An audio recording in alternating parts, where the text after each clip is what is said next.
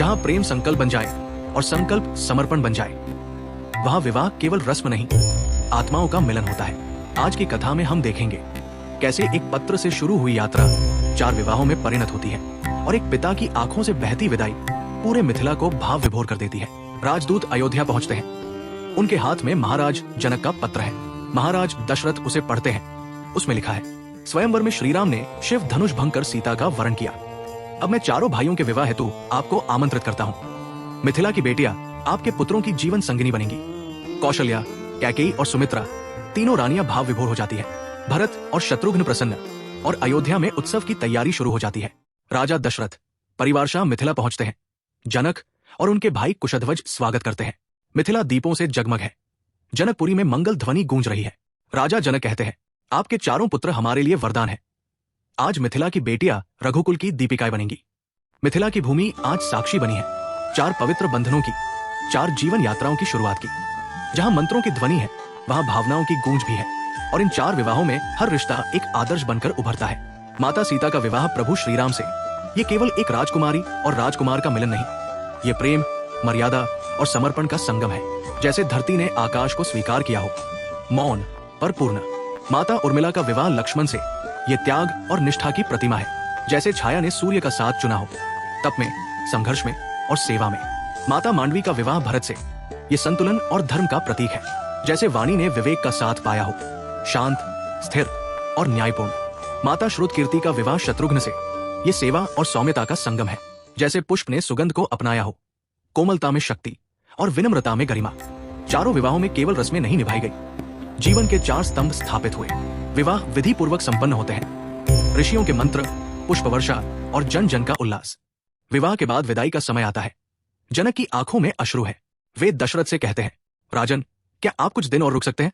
मेरी बेटियां आज ही नहीं, जम से मेरे हृदय का हिस्सा रही है। उन्हें विदा करना सरल नहीं। महाराज दशरथ भावुक स्वर में, जनक जी, आपकी व्यथा को हम समझते हैं, हम कुछ दिन और रुकेंगे।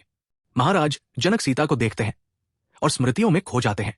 जब बेटी जन्म लेती है तो पिता के हृदय में एक कोमल कोना बनता है। हर हंसी, हर आंसू, हर लोरी उस कोने को गहराता है और जब विदाई आती है तो वो कोना कांप उठता है। महाराज जनक मन ही मन कहते हैं, सीता तुम केवल मेरी पुत्री नहीं, मेरी आत्मा का अंश हो। तुम्हारे बिना ये महल, धन, राज्य सब सूना लगता है। ऋषि याज्ञवल्क्य जनक से कहते हैं, राजन, पुत्री का विवाह केवल एक रस्म नहीं, वो पिता के कर्तव्य की पूर्णता है।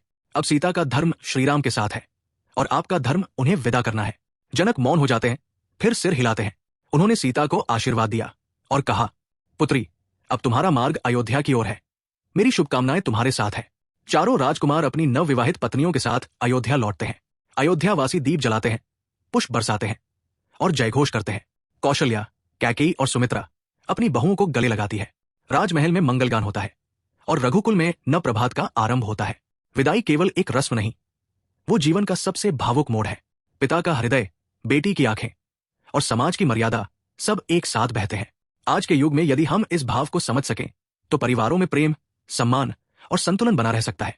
इस भाव को कितना सुंदर से लिखा है, बिदा समय जनक उर भारी, नयन नीर वाणी बिनु बारी, ऋषि बोले धर्म की बात, जनक दिए है स्नेह पार। इस भाग के साथ रामायण का बालकांड समाप्त होता है। अब अगले भाग से अयोध्या कांड आरंभ होगा, जो चित्रकूट में श्रीराम और भरत के मिलन तक पहुंचेगा। मेरे विचार में रामायण का यह अध्याय सबसे महत्वपूर्ण है, क्योंकि यही वो अध्याय है जिसमें जीवन की मूल मान्यताओं, मूल्यों और भावनाओं की परख होती है। एक ओर स्वार्थ मनुष्य को गिरा सकता है, तो दूसरी ओर त्याग और बलिदान उसे इतना महान बना सकता है कि वो स्वयं भगवान से भी ऊंचा दिखाई देने लगे। अयोध्या कांड में ऐसे ऐसे मार्मिक स्थल है जहां मानव स्वार्थ और करुणा की टकराहट हृदय को झकझोर देती है, फिर भी उसमें मिठास है, एक काव्य है, एक अलौकिक रस है। हमें आशा है कि हमारी त्रुटियों की ओर ध्यान न देकर आप उस अलौकिक रस का आस्वादन करेंगे। इसी विनय के साथ जय श्री राम। आप देख रहे थे सफरनामा विद पोर्ट्रेट मेकर, जहां हर कथा सिर्फ कहानी नहीं होती, बल्कि एक भाव, एक चित्र और एक यात्रा होती है। अगर आपको यह अध्याय पसंद आया हो तो लाइक करें, कमेंट करें और सब्सक्राइब अवश्य करें, ताकि अगला अध्याय आपसे दूर न हो। फिलहाल के लिए इतना ही। अपना ख्याल रखें, बड़ों का सम्मान करें, छोटों को प्यार दें और अपना व्यक्तित्व इस प्रकार से विकसित करें कि महिलाएं आपके साथ सुरक्षित महसूस करें। धन्यवाद।